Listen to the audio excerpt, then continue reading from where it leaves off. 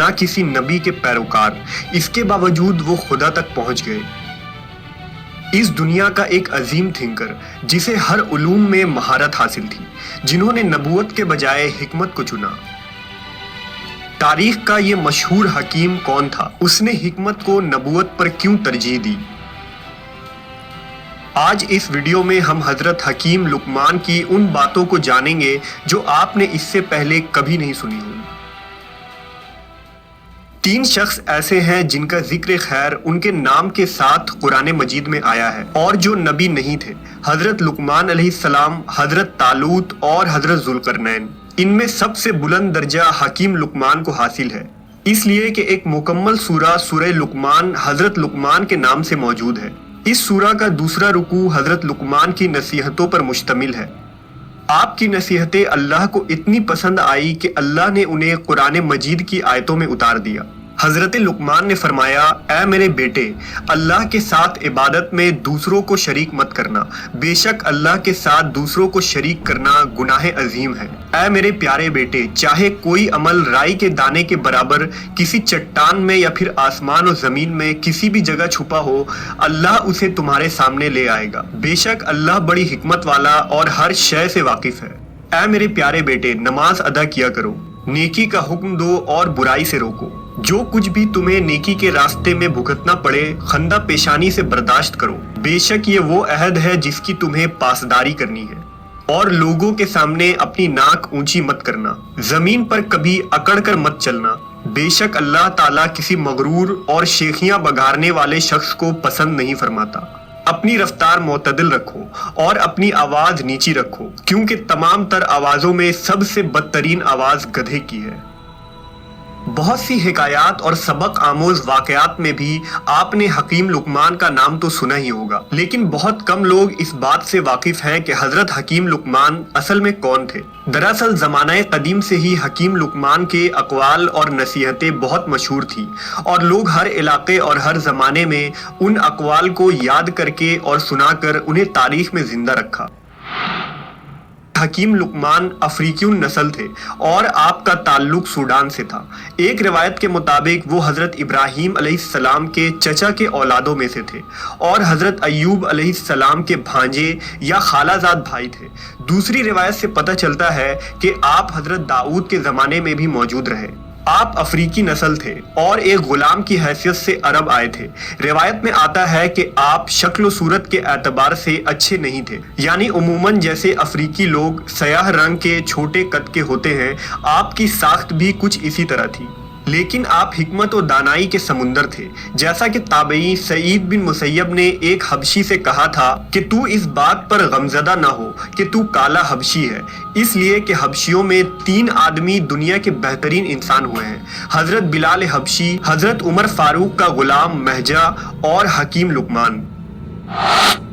روایتوں کے مطابق حضرت لقمان نے حضرت داؤد علیہ السلام کا زمانہ پایا تھا اور بنی اسرائیل میں قاضی بھی رہے۔ آپ کا زمانہ 3000 قبل مسیح کا ہے۔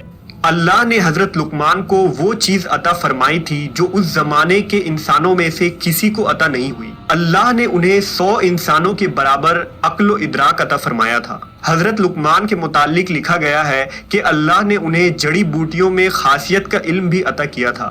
حکیم لقمان نے علم طب یعنی میڈیکل سائنس کی بنیاد بھی رکھی تھی۔ حکیم لقمان اپنے ارد گرد کے فطرت کے مظاہر کا بغور مطالعہ کرتے رہتے تھے، جانوروں اور پودوں کو دیکھ کر اللہ کے قوانین کا مشاہدہ کرتے اور اس چیز تک عقلی رسائی کی کوشش کرتے کہ ان تمام تخلیقات کی بنیاد کیا ہے اور ان کا مقصد حیات کیا ہے۔ آپ ایک دن درخت کے نیچے لیٹے ہوئے تھے کہ آنکھ لگ گئی۔ خواب میں ایک فرشتہ ان کے پاس آیا اور انہیں خبر دی کہ اللہ آپ کو حکمت یا نبوت جیسی دولت سے نوازنا چاہتا ہے۔ تو آپ حکمت کو پسند کرتے ہیں یا پیغمبری کو؟ حضرت لقمان نے حکمت کو چنا۔ جب وہ بیدار ہوئے تو انہوں نے اپنے ذہن میں تیزی اور وسعت محسوس کی۔ ان کے ذہن میں غیر معمولی طریقوں سے سوچنے کی صلاحیت آ گئی تھی۔ وہ ہر شے کو دیکھ کر اس کی روحانی کیفیت تک پہنچ جاتے تھے۔ آپ نے اپنے رب کا شکر ادا کیا اور اس نعمت پر اللہ کی حمد کی۔ اسی دوران بدقسمتی سے حضرت لقمان کو ایک قافلے نے گرفتار کر لیا اور انہیں کسی جگہ لے جا کر بطور غلام فروخت کر دیا۔ حضرت لقمان بنی حسحاس کے غلام تھے۔ بنی حسحاس مصر کا ایک اعلیٰ قبیلہ تھا۔ یہ شان و شوکت والے لوگ تھے اور نہایت ہی رحم دل اور اعلیٰ اخلاق رکھتے تھے۔ چنانچہ پورے قبیلے والے حضرت لقمان کو غلام سمجھتے تھے، مگر حکیم لقمان کو عزت کی نگاہ سے دیکھتے تھے۔ ان کا مالک ان کے فہم و فراست اور حکمت سے متاثر تھا اور ہر کام میں ان سے مشورہ کرتا تھا اور ان پر مکمل بھروسہ رکھتا تھا۔ اس طرح ان کی دانائی، فلسفیانہ باتیں اور حکمت پورے عرب میں مشہور ہو گئی۔ لوگ دور دور سے اس حکیم غلام سے ملنے آتے اور ان سے پند و نصیحت کی باتیں سیکھتے۔ ایک دفعہ حضرت لقمان سے سوال کیا گیا کہ آپ نے نبوت کے بجائے حکمت کیوں اختیار کی؟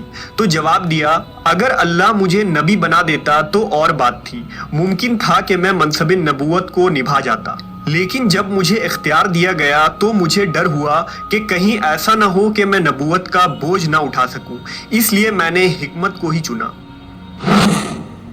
روایتوں کے مطابق حضرت لقمان نے 1000 سال کی عمر پائی تھی۔ آپ نے دنیا کے بہت سارے علاقوں کا سفر کیا تھا اور 4000 پیغمبروں کی خدمت میں حاضری دی تھی۔ آپ نے ان پیغمبروں کے مقدس کلاموں میں سے 8 باتوں کو چن کر یاد کر لیا تھا اور لوگوں کو اسی کی نصیحت کیا کرتے تھے۔ وہ 8 باتیں یہ تھیں: جب تم نماز پڑھو تو اپنے دل کی حفاظت کرو، جب تم کھانا کھاؤ تو اپنے حلق کی حفاظت کرو، جب تم کسی غیر کے مکان میں رہو تو اپنی آنکھوں کی حفاظت کرو، جب تم لوگوں کے مجلس میں رہو تو اپنی زبان کی حفاظت کرو، اللہ تعالیٰ کو ہمیشہ یاد رکھو، اپنی موت کو ہمیشہ یاد کرتے رہا کرو، اپنے احسانوں کو بھلا دو اور دوسروں کے ظلم کو فراموش کر دو۔ بعض اہل عرب مصنف اور شاعروں کے پاس صحیفہ لقمان موجود تھی، لہذا روایتوں میں آتا ہے کہ ہجرت سے 3 سال قبل مدینہ کا ایک شخص نبی صلی اللہ علیہ وسلم سے بہت متاثر ہوا۔ اس کا نام سوید بن سامت تھا۔ وہ حج کے لیے مکہ گیا۔ جب وہ مکہ پہنچا تو اس وقت نبی صلی اللہ علیہ وسلم حاجیوں کو دعوت اسلام دے رہے تھے اور سوید نے آپ کی ایک تقریر بھی سنی۔ اس کے بعد اس نے نبی سے ملاقات کی اور کہا، آپ جو باتیں پیش کر رہے ہیں ایسی ہی چیز میرے پاس بھی ہے۔ آپ صلی اللہ علیہ وسلم نے پوچھا، وہ کیا ہے؟ اس نے کہا، صحیفہ لقمان۔ پھر اس نے نبی کے کہنے پر اس صحیفے کے کچھ حصوں کو پڑھ کر سنایا۔ آپ صلی اللہ علیہ وسلم نے فرمایا، یہ بہت اچھا کلام ہے، مگر میرے پاس جو کلام ہے وہ اس سے بھی بہتر ہے۔ اس کے بعد آپ نے اسے قرآن سنایا۔ سوید نے قرآن سن کر کہا، بلا شبہ یہ صحیفہ لقمان سے بہتر ہے۔ حضرت حکیم لقمان کے بہت سارے مختصر واقعات، نصیحتیں اور اقوال مشہور ہیں، جنہیں زمانہ قدیم سے لوگ زبانی یاد کیا کرتے تھے اور ہر زمانے میں منتقل ہوتا رہا۔ آج ان واقعات اور نصیحتوں کو بہت سارے کتابوں میں جمع کیا گیا ہے، جسے ہر شخص کو اپنی زندگی میں ایک مرتبہ ضرور پڑھنی